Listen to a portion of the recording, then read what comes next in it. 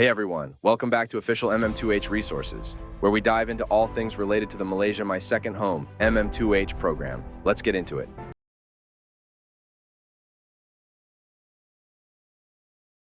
Are you dreaming of owning property in Malaysia? Don't let hidden costs ruin your plans. Today, we're revealing 10 essential expenses that every foreign buyer needs to know. Stay tuned, it could save you thousands. Hi, I'm here to make property buying in Malaysia simple and stress-free for you. If you've heard horror stories about unexpected fees when purchasing property, you're not alone. These so-called hidden costs are legitimate but often poorly explained. In this video, I'll walk you through all the important expenses so you can budget confidently. Whether you're considering a city condo or a beachside villa, this guide has you covered. And don't forget, visit officialmem2h.com for more expert tips on buying property in Malaysia.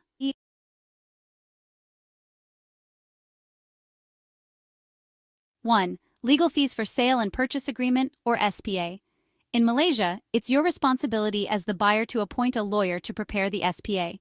Legal fees are typically around 1% of the property value, plus additional charges for disbursements and service tax. For a 1 million ringgit property, this can cost 9,000 ringgit or more. Planning to take a mortgage? There's another legal fee for your loan agreement, usually 1% of the loan amount. Always negotiate with your lawyer, as discounts may be available.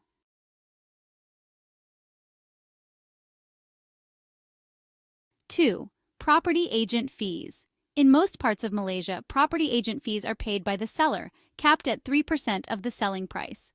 However, in Johor and Penang, buyers also share this cost equally with the seller.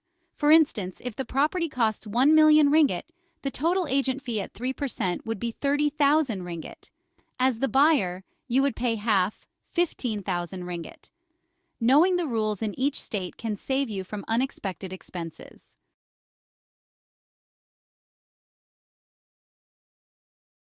3. Utility deposits. Once the property is transferred to your name, utility accounts for water, electricity, gas, and sewage must also be updated. Providers usually require deposits equivalent to 2 months of usage. For example, monthly utility costs of 500 ringgit would mean a deposit of 1,000 ringgit. These deposits ensure service continuity but are often forgotten when budgeting for property purchases.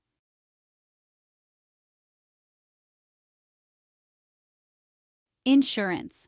Most lenders require borrowers to have fire insurance and a mortgage insurance policy such as MRTA, which stands for Mortgage Reducing Term Assurance, or MLTA, which is mortgage level term assurance.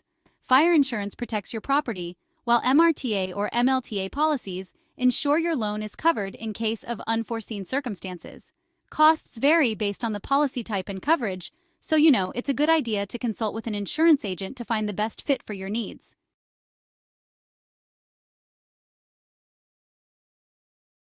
Stamp duty is a government tax applied when transferring ownership of the property.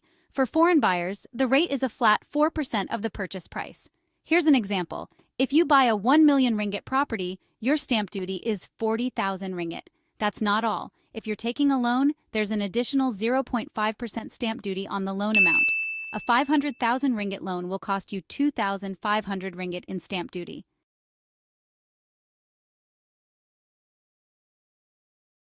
If you're purchasing a secondary market property, banks require a professional valuation before approving a loan.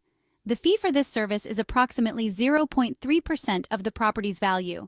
For a 1 million ringgit property, the valuation fee is 3,000 ringgit.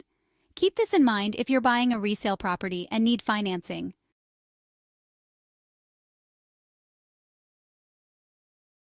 Parcel rent, or quit rent, is a land tax charged annually. The rate depends on your property's location and size. In Kuala Lumpur, the rate is Rm 0.035 per square foot. For a 1,000 square foot unit, you'll pay just Rm 35 per year.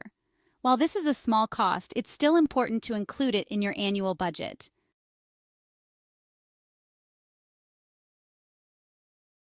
For strata properties like condos, maintenance fees and sinking fund contributions are mandatory.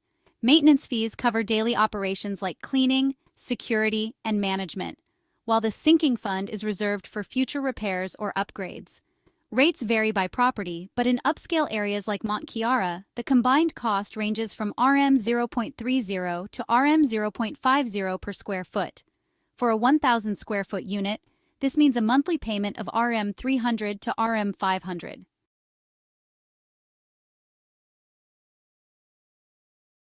Renovation and repair costs. If you're buying a secondary market property, renovations and repairs are often necessary. These could range from fixing leaks to rewiring or repainting. To avoid surprises, it's wise to inspect the property thoroughly before purchasing. Consider hiring a professional to check the plumbing and electrical systems. The cost of repairs can escalate quickly if major issues are discovered after the purchase.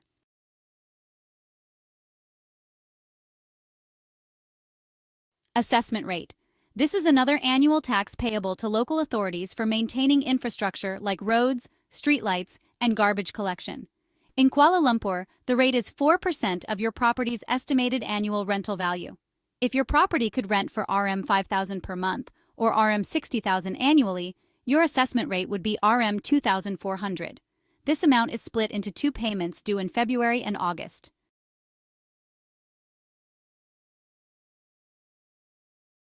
Additional tips. Do your research. Use online tools like LoanStreet to calculate estimated costs based on the property price. Ask questions. Always clarify all potential costs with your agent or lawyer to avoid surprises. Plan ahead. Create a comprehensive budget that includes all these expenses to ensure a smooth buying experience. Now that you're fully equipped with the knowledge of hidden costs for buying property in Malaysia, there's even more to explore about succeeding in this market. Did you know that the 2024 property market is predicted to have a surprising trend that could define your investment success? Or that some budget-friendly condos in Johor Bahru are perfect for foreign buyers looking to maximize value? In our next video, I'll reveal the top 7 criteria for success in Malaysia's 2024 property market and introduce you to 5 budget-friendly condos in Johor Bahru that could be your perfect investment. Click now to discover the insights that could transform your property journey in Malaysia.